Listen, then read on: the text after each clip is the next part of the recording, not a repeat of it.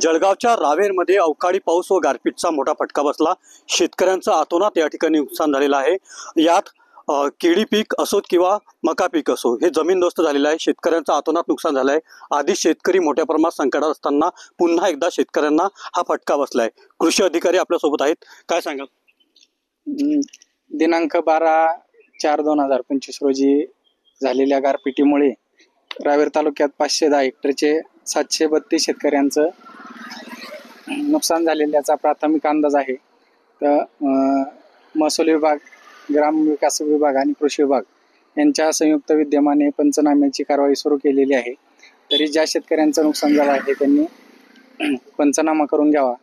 ज्या शेतकऱ्यांनी फळपीक हवामान आधारित फळपीक विम्याचा गारपिटीचा विमा काढलेला आहे त्यांनी 72 तासाच्या आतमध्ये कंपनीस इंटिमेशन द्यावे, म्हणजे त्यांचा पंचनामा आपल्याला करता येईल।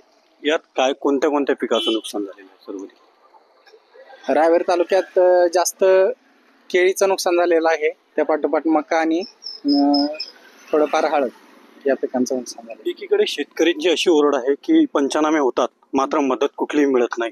तातडीची मदतीची अपेक्षा शेतकरी वर्ग सध्या करत आहे। पंचनामा झाल्यानंतर